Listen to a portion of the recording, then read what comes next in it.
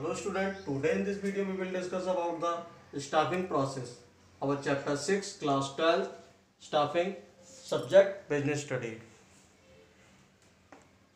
In staffing process, it is a process which understand the manpower requirement.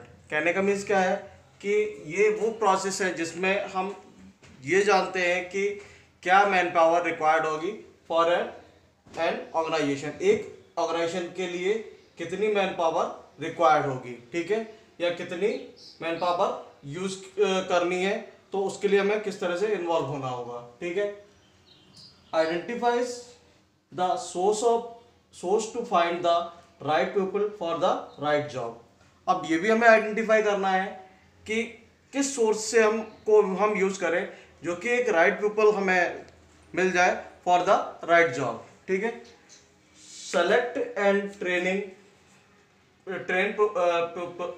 People to ensure that they are able to carry out the job assigned to them. मतलब जो भी person select किया गया हो, ये हम ensure कर लें कि वो पर्सन इजीली हमारे ऑर्गेनाइजेशन को के जो भी उसको जॉब असाइन किया गया है वो उसको इजीली कैरी कर सके। The various steps in the staffing process are as follows. तो कहने का मीन्स यहाँ पर क्या है स्टाफिंग प्रोसेस में, कि स्टाफिंग प्रोसेस जब हम में इन्वॉल्व होते हैं तो हम ये फाइंड आउट करते हैं कि किस तरह की जॉब वैकेंसी है और जॉब वैकेंट है, और उसके लिए हमें किस तरह का पर्सन को सेलेक्टिंग करनी है या किस तरह के पर्सन को सेलेक्ट करेंगे, ठीक है। और हम ऐसे पर्सन को सेलेक्ट करते हैं जिस तरह की भी हमारी जॉब पोजीशन जॉब वैकेंसी होती है या जॉब वैकेंट होती है, तो उस कंडीशन में उसी तरह के पर्सन को हमें फाइंड आउट करना होता है, ठीक है, जिससे कि वो अपनी परफॉर्मेंस के बेसिस पर हमारे ऑर्गेनाइजेशन को अच्छा रिजल्ट दे सके, ठीक है। तो यहाँ पर कुछ स्टेप्स हैं जो कि इन्वॉल्व होते हैं फॉर द स्टाफिंग प्रोसेस, ठीक है।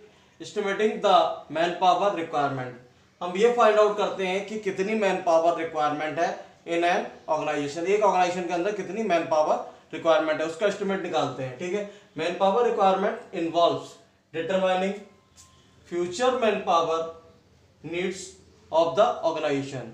मतलब मैन पावर रिक्वायरमेंट का मतलब यहाँ पर क्या है कि हम ये डिटरमाइन करते हैं कि इन फ्यूचर कितनी मैन पावर की जरूरत होगी एक ऑर्गेनाइजेशन के अंदर। It's aim to determine the number and type of employees required. इसका मेन जो एम होता है, मोटो होता है, ये एम और मोटो ये होता है कि हम ये फाइंड आउट करते हैं इसके थ्रू कि कितने पर्सन्स रिक्वायर्ड है और किस तरह के एम्प्लॉयज रिक्वायर्ड है। जैसे सुपरवाइजर हो गया, मैनेजर हो गया या वर्कर्स में हो गया, तो किस तरह के एम्प्लॉयज रिक्वायर्ड है, ठीक है। Types refer to the specific qualification skills etcetera. अब जैसे मैंने बताया था इसमें कि किस तरह के कि उसकी क्या स्पेसिफिक क्वालिफिकेशन है। सुपरवाइजर के लिए हमें क्या चाहिए होगा, मैनेजर के लिए क्या चाहिए होगा उसकी क्वालिफिकेशंस, एक वर्कर के लिए क्या चाहिए होगी उसकी क्वालिफिकेशन, ये सारी चीजें उसमें डिफाइन की जाएंगी, ठीक है। इसमें कह रहा है the man power requirements involves two kinds of analysis. जो मैन पावर की रिक्वायरमेंट होती है हम उसको दो तरीके से एनालाइज कर सकते हैं, ठीक है। नंबर वन है हमारा workload analysis on the basis of workload. It involve the determined number and types of the human resources required to perform various jobs and to achieve organizational objectives। कहने का means क्या है कि it involves to determine number and types of human resource। ये find out करता है required to perform various jobs कि कितने नंबर्स ऑफ पर्सन्स रिक्वायर्ड होंगे, जैसे मैंने ऊपर अभी मेंशन किया था, ठीक है। उसके साथ साथ में कौन सी पोस्ट के लिए कौन सा पर्सन रिक्वायर्ड होगा, and to achieve organizational goals, जो ऑर्गेनाइजेशन का गोल्स है उस ऑर्गेनाइजेशन के गोल्स को अचीव करने के लिए। नेक्स्ट पॉइंट आता है हमारा workforce analysis. It shows the number and types of human resources available with the organization. ये हमें ये बताता है, वर्क फोर्स एनालिसिस हमें ये बताता है कि एट प्रेजेंट हमारे ऑर्गेनाइजेशन के अंदर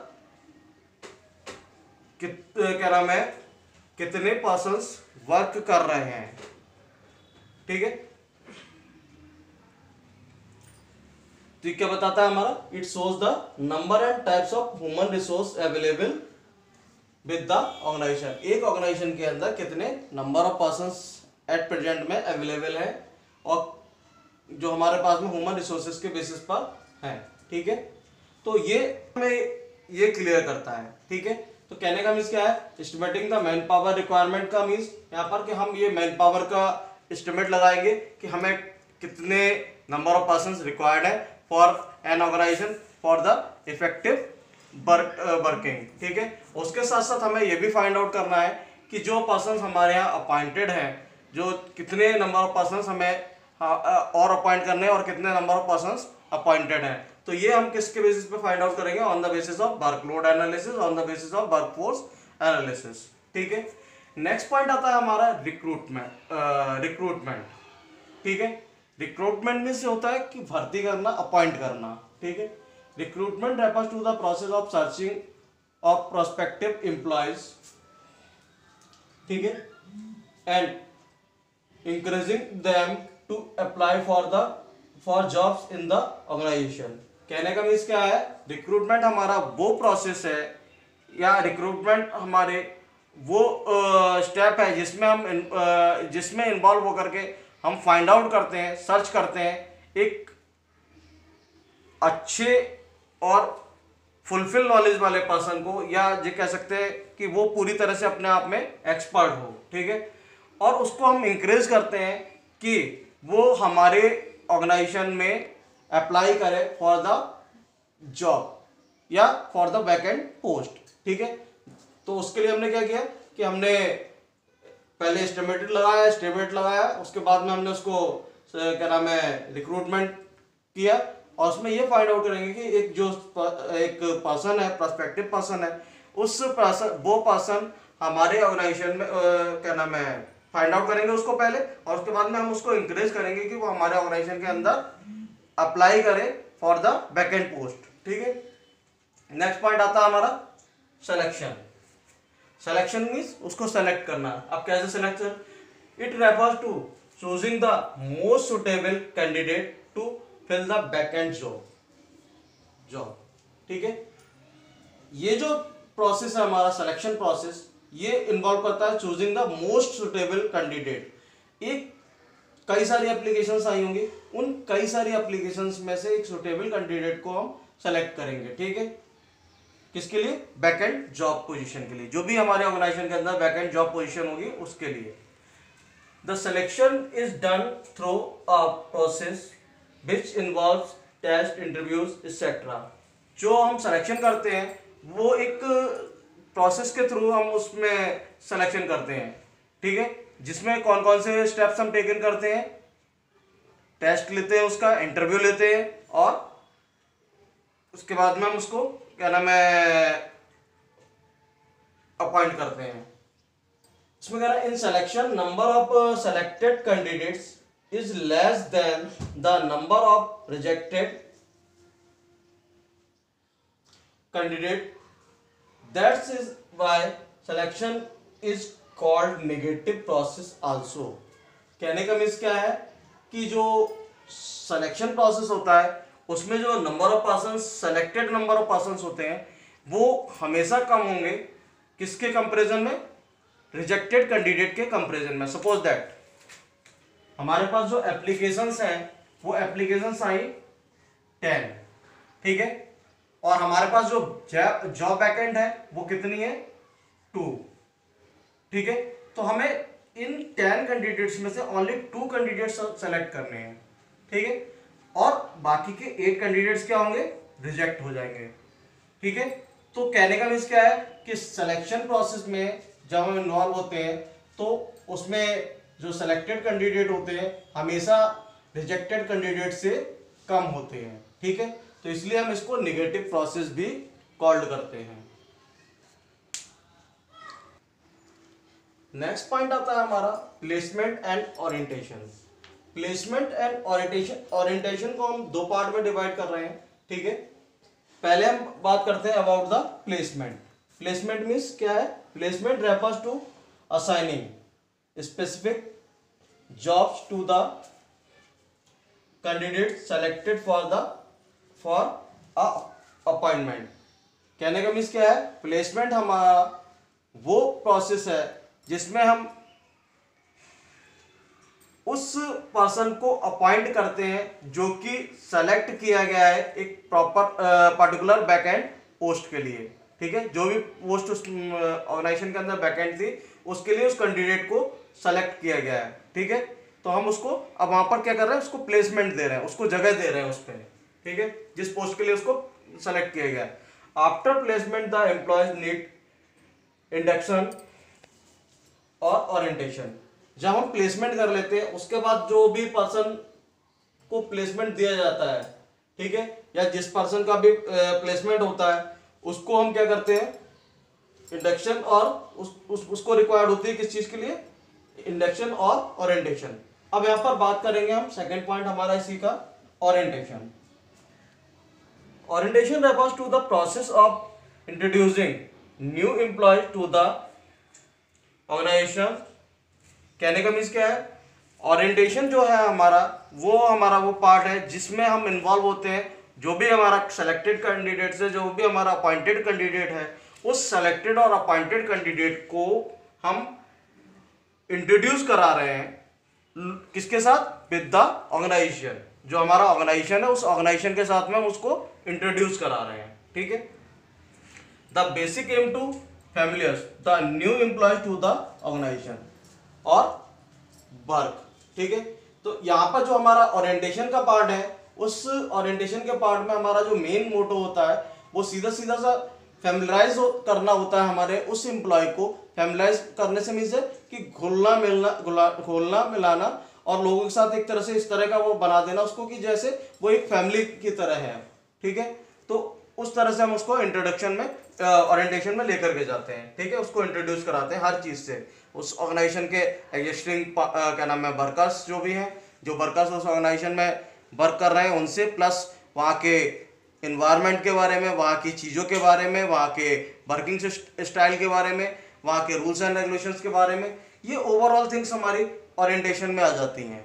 ठीक है, तो कहने का यहाँ पर मीन्स क्या है कि ओरिएंटेशन एक वो पार्ट है जिसमें वो एम्प्लॉय जो पर्टिकुलर अपॉइंटेड हुआ है, सेलेक्टेड हुआ है फॉर द एक जॉब बैकएंड जॉब पोजीशन। ठीक है, तो उसको हम उसमें इंट्रोड्यूस कराते हैं। नेक्स्ट पॉइंट आता है हमारा ट्रेनिंग एंड डेवलपमेंट। यहाँ पर ट्रेनिंग एंड डेवलपमेंट जैसे नाम से ही इससे क्लियर हो रहा है, training and development not only improves the knowledge and skill of for the present jobs. जो हमारा ट्रेनिंग और डेवलपमेंट पार्ट है, वो ट्रेनिंग और डेवलपमेंट पार्ट हमारे जिस पोस्ट के लिए हमने उस पर्सन को अपॉइंट किया है, सेलेक्ट किया है, वो उसी के केवल उसी चीज को इम्प्रूव नहीं करता है, उसी पोस्ट के नॉलेज को इम्प्रूव नहीं करता है, वो और भी बहुत सारी चीजों में इन्वॉल्व होता है। ठीक है, but also improve their competence for career growth.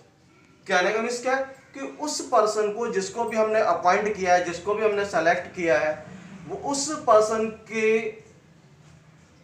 आगे के लिए कैरियर ग्रोथ के लिए भी कहीं ना कहीं हेल्पफुल होता है। तो कहने का मीन्स क्या है कि ये ओवरऑल जो 5 पॉइंट है हमारे सिलेक्शन प्रोसेस के, जिसमें हम मैन पावर, सबसे पहले हम मैन पावर एस्टिमेट करते हैं कि कितनी मैन पावर हमें रिक्वायरमेंट होगी। ठीक है, अब उस मैन पावर रिक्वायरमेंट को भी हम 2 पार्ट में डिवाइड कर लेते हैं कि वर्कलोड एनालिसिस और वर्कफोर्स एनालिसिस। वर्कलोड एनालिसिस में हम ये फाइंड आउट करते हैं कि कितने नंबर ऑफ पर्संस रिक्वायर्ड है for in an organization for the particular job. ठीक है, और जो कि हम अपने टारगेट को अचीव कर सकें। उसके साथ साथ में हम वर्कफोर्स एनालिसिस में ये एनालाइज करते हैं कि कितने number of candidate already work कर रहे हैं इन एन ऑर्गेनाइजेशन। ठीक है, तो ये हमारा वर्कफोर्स। उसके बाद हम उसमें रिक्रूटमेंट प्रोसेस में इन्वॉल्व हो जाते हैं, वहां पर हम अपनी जॉब की वैकेंसीज निकालते हैं और उसको क्या नाम है, जॉब की वैकेंसीज के बेसिस पर हम अपने ऑर्गेनाइजेशन में एम्प्लॉयज को अपॉइंट करते हैं, उनको इंकरेज करते हैं कि हमारे यहाँ पर ये जॉब है, आप इसके लिए क्या नाम अप्लाई करें। ठीक है, किस कैंडिडेट को, जो कि प्रोस्पेक्टिव कैंडिडेट होता है। ठीक है, इसके बाद हम क्या करते हैं, उसका सिलेक्शन प्रोसेस में इन्वॉल्व होते हैं, उस कैंडिडेट को सेलेक्ट करते हैं। और सिलेक्शन प्रोसेस में जब हम इन्वॉल्व होते हैं तो हम में इन्वॉल्व होते हैं कि जिसमें हमारे जो सेलेक्टेड कैंडिडेट होते हैं वो उसमें हम इन्वॉल्व होते हैं, टेस्ट लेते हैं, उसका इंटरव्यू लेते हैं, तो ये सारी चीज़ें हम करते हैं। ठीक है, तो उसके साथ साथ में नेक्स्ट आता है हमारा placement and orientation. Placement and orientation में हम क्या करते हैं, उसमें प्लेसमेंट और ओरिएंटेशन में पहले हम उसको जो जिस पोस्ट के लिए उसको सेलेक्ट किया गया है उस पर अपॉइंट करते हैं और उसके साथ साथ में उसको उस बिजनेस के एनवायरनमेंट से इंट्रोड्यूस कराते हैं। नेक्स्ट पॉइंट आता है ट्रेनिंग एंड डेवलपमेंट। उसके बाद में हम उस पर्सन को सेलेक्टेड कैंडिडेट को ट्रेनिंग प्रोवाइड कराते हैं। ठीक है, और उसके केवल हम पर्टिकुलर उसी जॉब के लिए नहीं ट्रेनिंग प्रोवाइड करते हैं, उसके फ्यूचर ग्रोथ के लिए भी ट्रेनिंग प्रोवाइड कराते हैं।